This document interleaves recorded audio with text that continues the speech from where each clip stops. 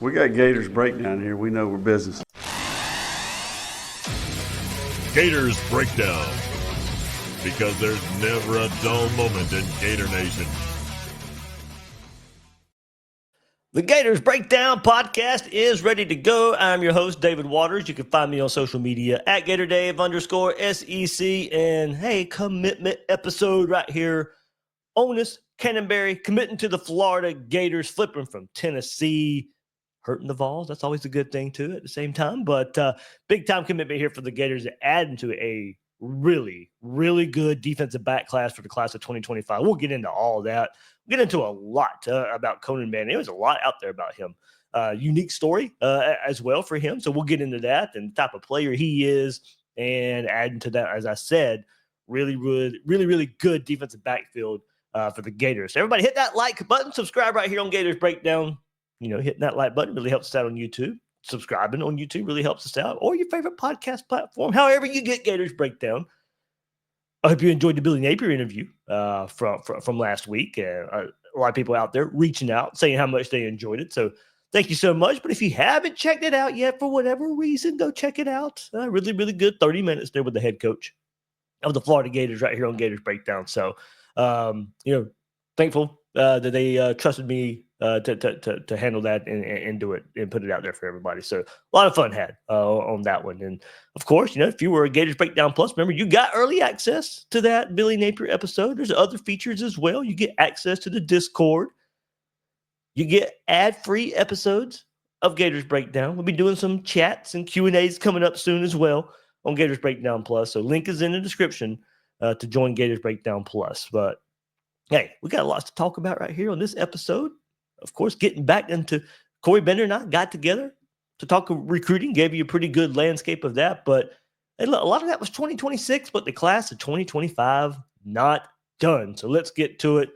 Gator Nation, we got to commit, and that is cornerback Onis Konanbanny from Columbia, South Carolina, flips from Tennessee to Florida here on signing day eve.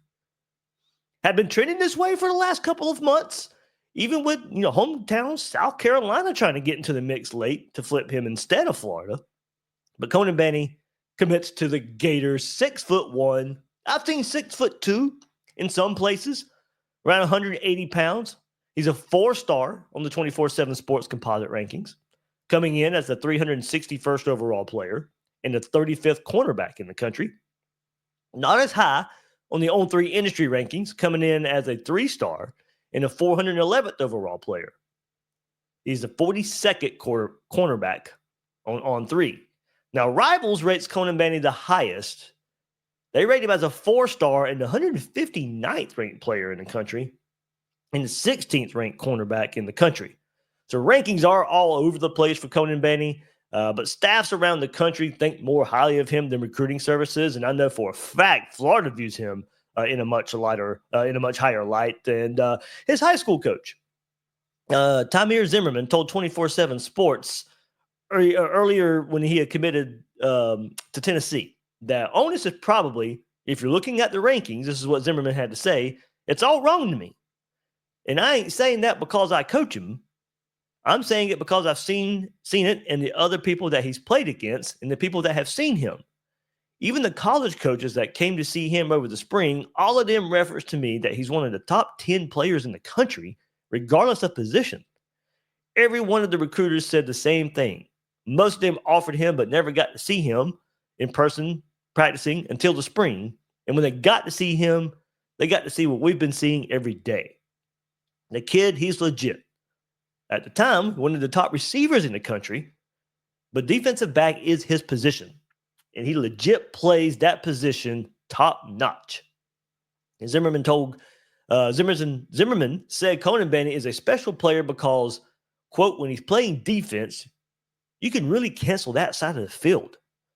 Guaranteed in high school football, you're definitely not getting a pass off on his side of the field. Not even close. Zimmerman said of Konanbanny, and it's not going to show up in the stat book with interceptions because the quarterback don't even throw the ball his way for him to be able to go get those type of stats. Even last year, when we went to the conference teams, he didn't have too many stats because nobody could bring up a time where somebody caught a pass on him. So that was pretty good on that part. So looking at this, of course, Florida's been the team trending for this flip, and it seems the deal was sealed with an on-campus visit a couple of weeks ago, where a couple of sources told me he gave a solid commitment to the staff then. He was also go back to the season in town for Florida's upset win over Ole Miss. And it seems then that was the key moment for when this thing started to turn in favor for the Gators. With that, the plan was always to wait around signing day once he didn't sign with the Vols on early signing day. Florida's the reason he didn't sign early, even after being committed to the Vols since August. Will Harris really coming through on this recruitment and getting it done? Konanbanny also praised the culture head coach Billy Napier has built, telling On3, quote, "I like everything about Florida from the academics, the brand, Coach Billy Napier, and I like how they've been real to me. There was an opportunity for me to come in day one and really compete for a starting job. That can really be true. Like, that can really happen." So, unique story here for Konanbanny. He was born in France, lived there for the first few years of his life before moving to London, and then to the United States in 2021 to play high school football in Georgia. So not a lot. He's a raw player. Not a lot of middle school, early high school play here. Growing up around the game, he started playing over there across seas. American football was not a central part of his childhood, but rather soccer. It was not until he was in secondary school when he was introduced to American football by a good friend. He told Kayla Lumpkins of the Post and Courier in South Carolina, quote, "It was really smooth transition," Konanbanny said. "Since I had played soccer, my footwork was already elite. I just needed to switch some things and be more specific and learn about the game. But my footwork made it easier to start playing football and being a DB." So there you go. A little bit of background on there. So somebody who, the more football he plays, likely will start getting better. But high praise. We'll get into some of that praise. We're going to pull up some of the highlights here as well for Konanbanny. And let's go. Okay, let's get into some evaluation as well for Konanbanny. What type of player is he? 24/7 Sports Director of Scouting Andrew Ivan said, quote, "A big frame defensive back that has some of the tools required to shade the perimeter, but also settle in as a safety at the next level. He has a unique background." And you see the highlights here show him at wide receiver in his senior season too. So don't be alarmed by that. But has a unique background. And he was born in Europe, played soccer throughout his youth before making his way across the pond. Size has not been third-party verified, but in-person evaluation suggests that he's over 6 feet and thick through the core. Displays explosive tendencies in the lower half while getting snaps on both offense and defense. Comfortable, impressed man, will use his hands to redirect assignments, can anticipate and jump routes, but needs to keep improving technique and his transitions. Highlight reel shows a player that isn't afraid to pop someone, but game tape suggests he could improve as an open field tackler, has developed some ball skills while doubling as a wide receiver, but needs to get better at locating the football in coverage. Overall, should be viewed as a green international quarterback with multi-year Power 4 starter upside that must keep progressing, as he will see a serious uptick in competition on Saturdays. Older for the class, but owns a promising multi-year profile and is still new to the game. So, in looking at these highlights, some other ones as well, a versatile player. Of course, you see, can make plays with the ball in his hands. Uses his 6'1", 6'2" frame to his advantage. Long arms, swat the ball down, and keeps him tied pretty close to receivers. Showing the ability to ball hawk as well, coming up with interceptions or pinpointing the ball. Before his opposing receivers. It looks like one of the fastest players on the field there in Columbia, South Carolina at Heathwood. Most of the time showed the ability to, as I said, track the ball down, track down ball carriers as well.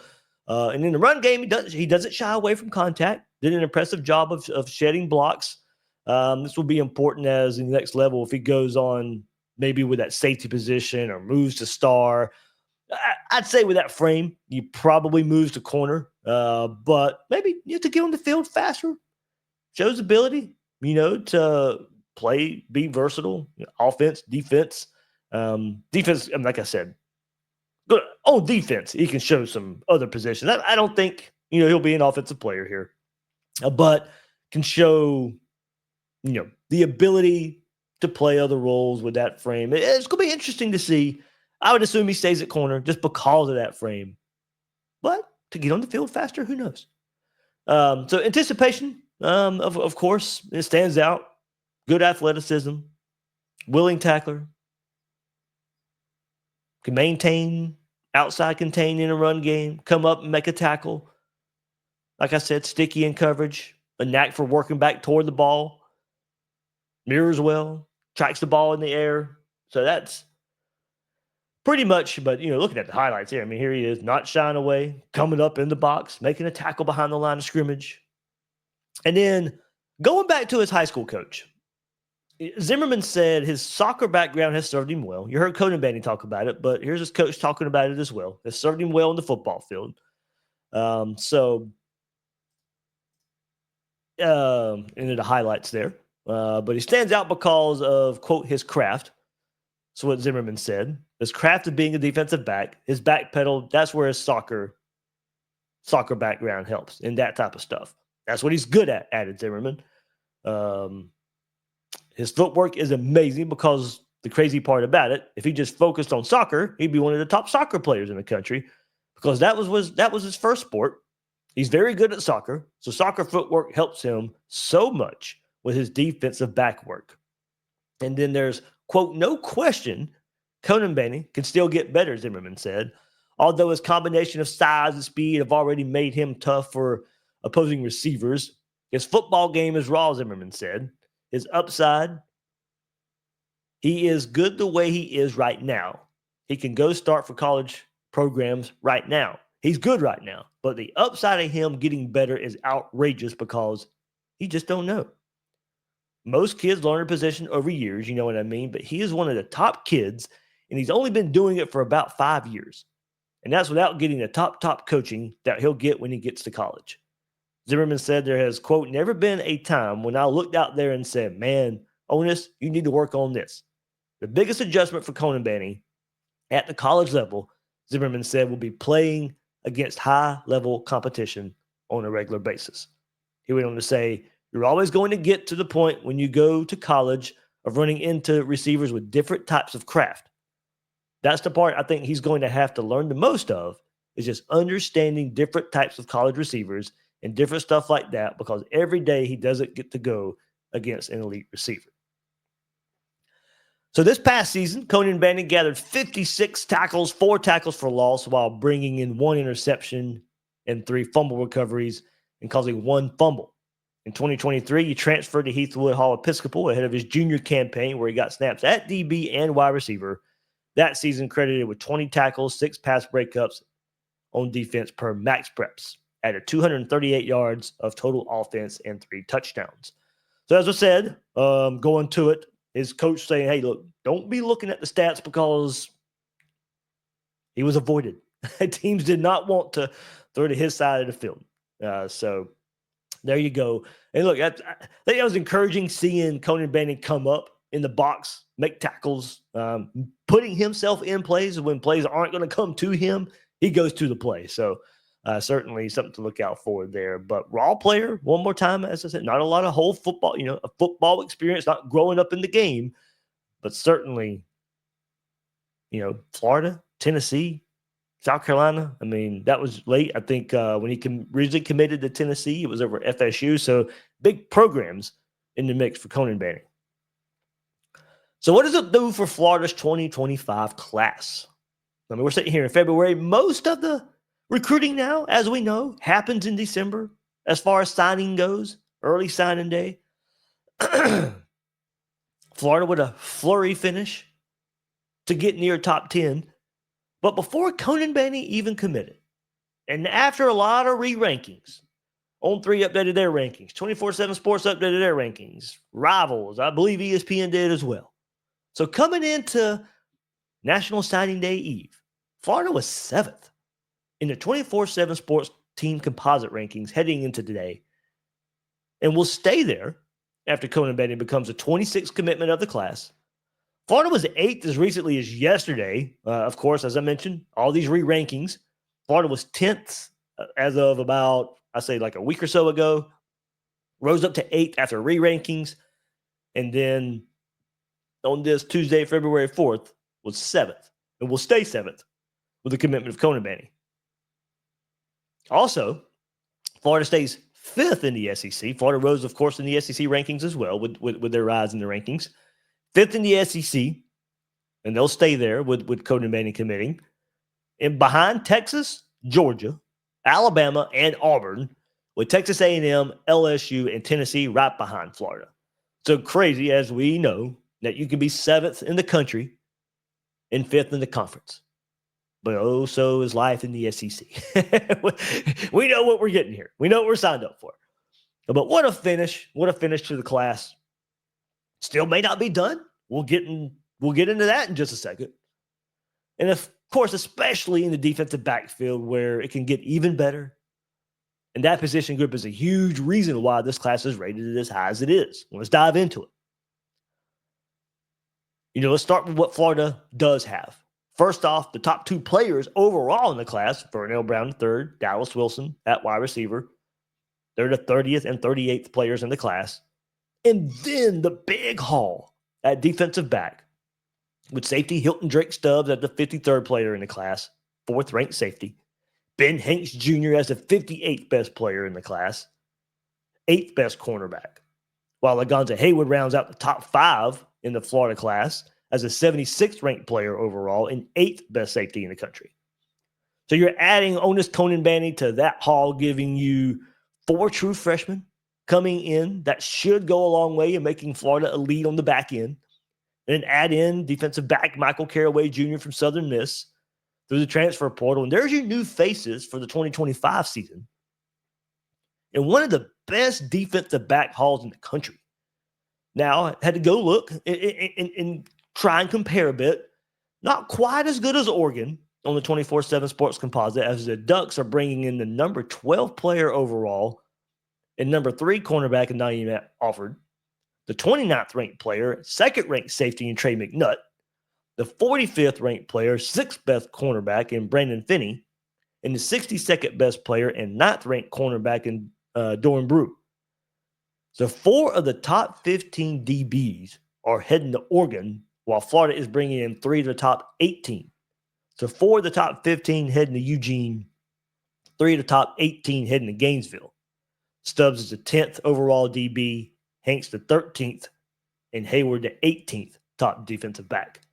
Texas is also bringing in 3 of the top 17, so basically the same as Florida. So Oregon, Florida, Texas really dominating this cycle of defensive back recruiting, corner, and safety. But Florida may not be done. And we're going to continue in this class of 2025. Yeah, may not be done. We're sitting here in February still talking about the class of 2025. Most teams done, of course, after early signing day. Most players, most recruits, most targets are done after early signing day. But this defensive backfield may hold one more. Javari Flowers, one of the top DBs in the class of 2026, has now reclassified for the class of 2025. And Florida is a player here in this recruitment, along with Georgia, Miami, and Florida State. Flowers has been re-rated for the 2025 class as the 91st overall player in the country on the 24/7 Sports Composite and the 12th ranked cornerback out of Miami Northwestern. Looks like his decision will come in late March. He's already visited Georgia this past weekend. Looks like an official to Florida on March 10th through the 12th. And will also likely be scheduling officials to Miami and Florida State. So as of now, look, it mainly, asking around a bit, mainly looks like a Florida-Miami lead right now. So of course, still some time to go. Basically, all of February, all of March. So still some time to go in this one. But an elite defensive back class for Florida could be made even better in March. So this class, as we look at Napier's tenure, it's reminiscent, but ranked much better than the 2023 class. I mean, heck, the top defensive back in that class was Jakeem Jackson. He's since transferred to LSU this past offseason, of course. But that class also held commits from Dijon Johnson, who was the 107th ranked player in the country. Jordan Castell was 212th, Sharif Denson 223rd, Aaron Gates the 338th, and Bryce Thornton the 405th. So this 2025 class rated even higher than that 2023 class, and would be even more so if Florida can add Flowers. That 2023 class was critical, in getting that defensive back class that Florida desperately needed. And look, those are most of the starters in the secondary for the 2025 season. But this 2025 class needs to repeat that and in an even higher level. I mean, you're bringing in some elites here in this 2025 class. I mean, as far as production and input goes, that 2023 class has set the bar. But being ranked this high, if stars are going to matter and rankings are going to matter, which most of the time they do, you would expect this 2025 class to make their mark at a better, higher rate than that 2023 class. And something that should not be overlooked here, their arrival. And it's hurting Tennessee late in the process here. You were able to flip Lagonza Hayward late in the early signing day portion of this recruiting class, flipped him from Tennessee. And now Onis Konanbanny flipped him from Tennessee. So late in the process, with two pretty good players, you're hurting a team that more than likely, even with the SEC rescheduling coming up, that you're at least going to play every other year if they figure out the schedule, but more than likely every year. And a rival. So hurting one of your biggest rivals at the same time as making your class better. And in doing it late in the process where Tennessee really couldn't pivot and replace with players at the level that you took from them. College football is built on rivalries. Doesn't only have to be on the field, of course. We can hurt them in recruiting at the same time. But yeah, Florida hurting Tennessee here late in the process of the 2025 class. So that's another check mark. I'll take that. And then, of course, let's take a look at it. Now, Konanbanny signing this late in the process will be available in the summer. But just kind of going through this 2025 class, and we've discussed it before. Now, the other guys, Stubbs, Hanks, Hayward, early enrollees, and needing those guys as defensive back depth heading into spring. Dijon Johnson, Devin Moore, recently underwent procedures to repair torn labrum, so we'll have to wait and see how available they are for spring. Jameer Grimsley, of course, had that ACL revision surgery. So, that's three corners right there, all dealing with issues heading into spring practice. So, hey, Ben Hanks, you ready to go? Let's go. You're going to get plenty of reps in the springtime. At nickel, Aaron Gates, of course, tore his ACL late in the season versus Ole Miss. Sharif Denson also taking this offseason to correct a fracture in his foot. So there's all kinds of questions abound about who and how healthy Florida will be in the secondary when spring camp starts up in March. So you see why Florida's been after defensive backs in the transfer portal and why it was important to get guys that can play multiple spots, but also signing guys in this 2025 class and getting them early enrolled and getting the more inexperienced younger players getting some reps. So Cormani McLean, Teddy Foster, Greg Smith, Josiah Davis to go along with the early enrollees. Hey, the splits, the reps could be split among those guys. And in the end, I think that helped Florida last year in spring at the linebacker spot. So hopefully helps Florida right here in the defensive backfield as well. These guys need to be ready, go get the reps that they may have otherwise not gotten. And a great chance for them to show early on that they belong. So the meat of this defensive class, right there in the defensive backfield, and your highly rated guys, Stubbs, Hanks, Hayward, on the field in spring, hopefully goes a long way in helping Florida. All right, that'll do it for this episode. Right here, talking recruiting. Onis Konanbanny committing to the Gators. don't forget, if you haven't checked it out yet, check out the interview with Billy Napier. Really good stuff there, getting the head man on for the first time here on Gators Breakdown. We talked, 2025 expectations coming off of the good finish in 2024. Talked DJ Lagway, talked Napier calling plays. Why he wears black, that certainly got polarizing on Monday in social media. Look, I don't care what he wears, honestly, but if there's one question I get asked a whole lot, it's why does he always wear black? So I asked him and gave a pretty interesting answer. So there you go. Check that out if you haven't done so yet. But big news right here on the recruiting trail. Onis Konanbanny committing to the Gators. And that'll do it for this episode of Gators Breakdown. I am your host, David Waters. You can find me on social media at GatorDave_SEC. Guys and girls out there, thank you for joining me on this episode of Gators Breakdown.